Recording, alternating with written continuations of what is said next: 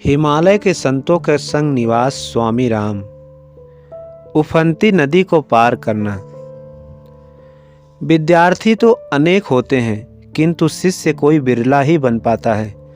मेरे गुरुदेव के पास समय समय पर अनेक विद्यार्थी आए और प्रार्थना किया कि कृपा करके हमें अपने शिष्य के रूप में स्वीकार कीजिए।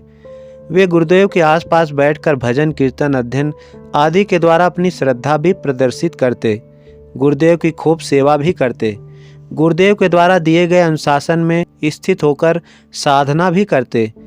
एक बार की बात है, गुरुदेव ने अपने सभी विद्यार्थियों को बुलाया। उस समय वहाँ लगभग 20 विद्यार्थी रहा करते थे। उन दिनों गुरुदेव दक्षिण भारत में तुंगभद्रा नदी के तट पर निवास कर रहे थे। गुरुदेव ने एकाएक कहा, उठो, सब कोई मेरे साथ चलो। वह सबको लेकर तुंगभद्रा नदी के तट पर गए। उस समय नदी में खूब बाढ़ आई हुई थी।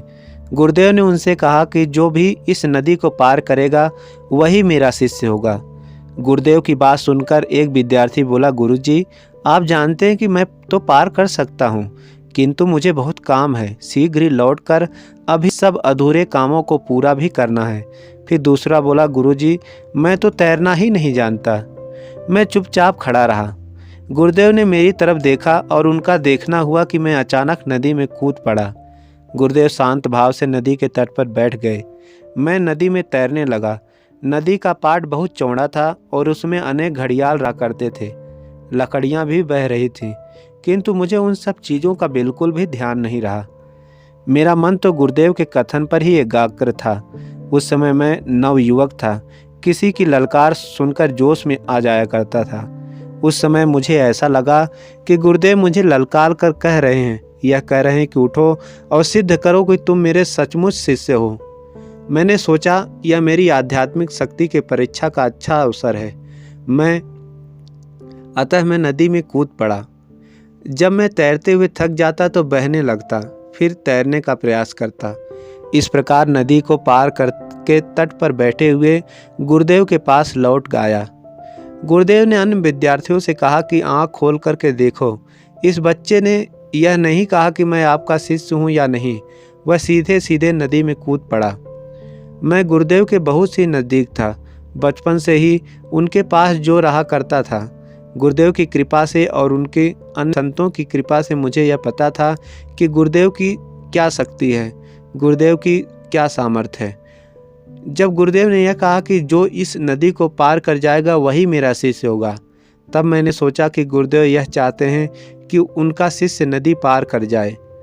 मैं यहाँ हूँ, मैं नदी पार कर सकता हूँ क्योंकि गुरुदेव यहीं पर हैं। मैं नदी को भला क्यों नहीं पार कर सकता हूँ। गुरुदेव का आशीर्वाद जो मेरे साथ है। मेरी श्रद्धा तथा आत्मविश्वास अटूट और अडिग थे। आत्मज्ञान की प्राप्ति के लिए श्रद्धा और आत्मविश्वास का होना बहुत जरूरी है। श्रद्धा एवं आत्मविश्वास के बिना आत्मज्ञान शब्द लिखने और बोलने में तो सरल दिखाई पड़ता है, किंतु उसकी सच्ची अनुभूति संभव नहीं है। बिना श्रद्धा के आप बौद्धिक ज्ञान तो प्राप्त कर सकते हैं, किंतु श्रद्धा ही वह शक्ति है, वह साधन है जिसके द्वारा आप आत्मा की गहराइयों में छिपे हुए परम रहस्य को भी जान सकते हैं। आत्मविश्वास वह शक्ति है जिससे हम बड़ी से बड़ी बाधाओं को भी झेल सकते हैं, विघ्न और बाधाओं पर विजय प्राप्त कर सकते हैं। उथल पुथल की स्थिति में हम अविचल बने रहते हैं। आत्मविश्वास से ही इच्छा शक्ति का विकास होता है। इच्छा शक्ति ही भीतरी और बाहरी जगत में सफलता प्रदान करती है। इच्छा शक्ति के द्वारा ही हम आंतरिक विकास कर सकते हैं। शास्त्रों में कहा गया है कि संकल्प शक्ति के द्वारा ही हम सभी कार्यों में सफलता प्राप्त कर सकते हैं। इसी इच्छा शक्ति के बल पर महापुरुष कहा करते हैं कि मैं यह काम करूँगा, मुझे यह करना है तथा मेरे पास यह करने की सभी साधन विद्यमान हैं। यदि आपके पास आत्मविश्वास है, श्रद्धा है, संकल्प शक्ति का भंडार है, तो आपके जीवन में कोई भी विघ्न और बाधा खड़ी नहीं हो सकती और आप निश्चित ही अपने लक्ष्य को प्राप्त कर लेंगे।